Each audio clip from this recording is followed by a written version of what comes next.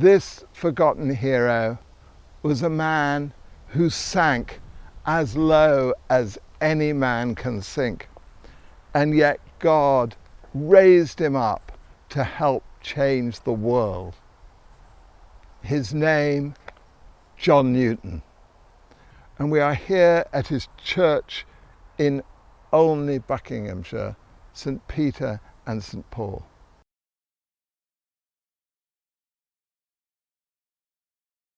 Newton was born in 1725 in Wapping, London. His loving Christian mother died when he was just 7 years old, and so he was brought up by his severe father, who was a sea captain. And before he was 17, Newton went on 5 voyages with his father. Newton, growing up, had several close encounters with death, which made him consider his spiritual condition, because he didn't want to go to hell. But he didn't want to give up sinning even more. When he was 17, he met Polly, who was the daughter of a close friend of his mother's, and he fell in love. But Polly was only 13, but this love lasted 50 years, and sometimes it was all that stopped Newton from sinking into oblivion. Shortly afterwards, he came across a press gang, and he was pressed into service with the Royal Navy. And it was on board this Royal Naval ship that his morals declined even further. He was not happy there, and he deserted, but he was soon captured, flogged, and demoted. He was treated badly, but no worse than he deserved. He was in despair. His conscience and his fear of the Lord were no more.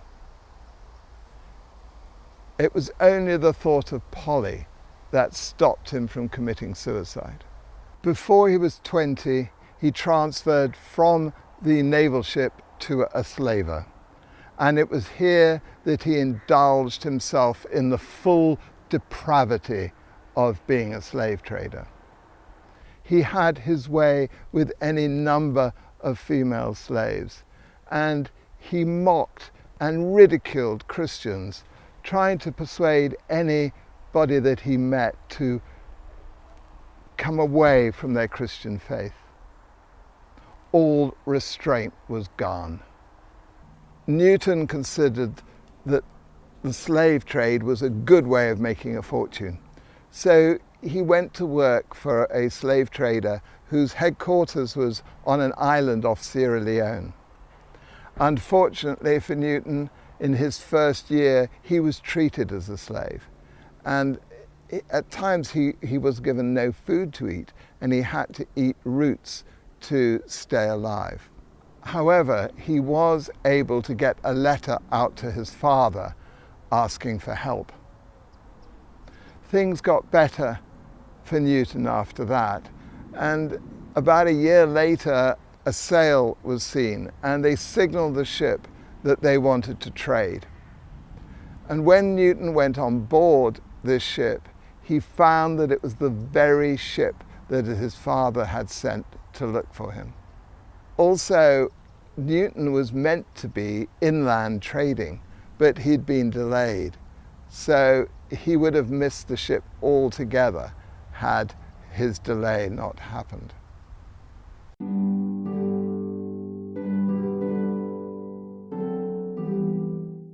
On the voyage home, there was a terrific storm that almost tore the ship into two.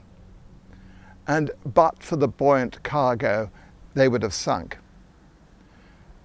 One sailor was standing exactly where Newton was meant to have stood, and he got swept overboard. They had to keep on the pumps day and night to keep the water under control. And even once the water was under control, they had very few sails left, and they only had a week of food remaining. During this time, Newton found a New Testament and read it.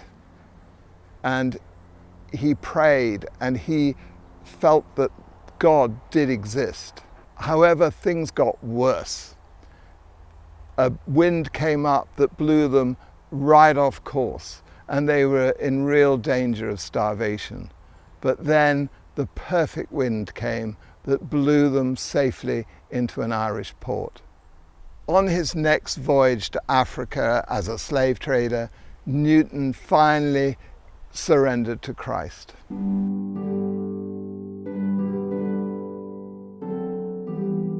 On his return, he married Polly, and then did 3 more final voyages before he settled in England in 1754 at the age of 29.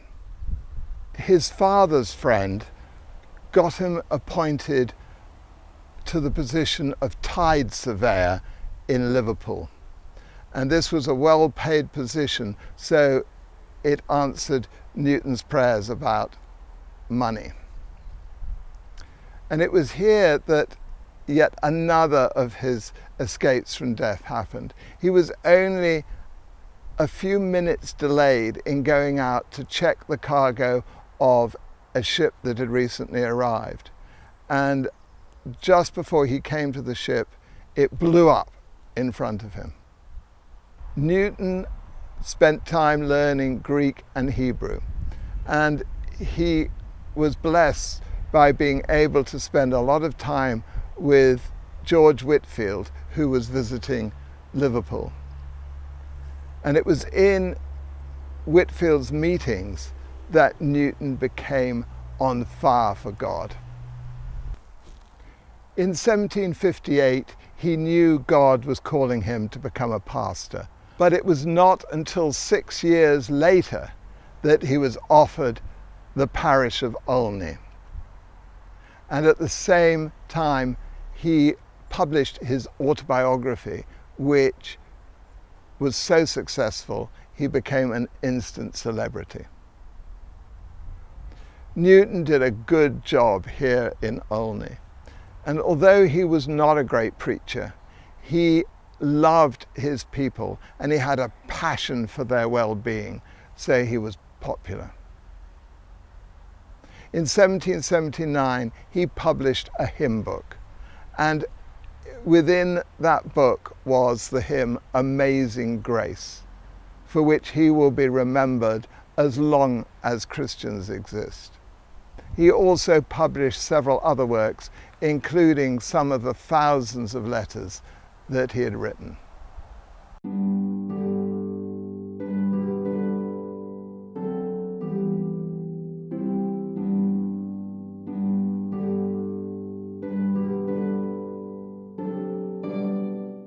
In the same year, he was invited to be the vicar of St Mary Woolnoth, which is in the very heart of the City of London, close by the Bank of England.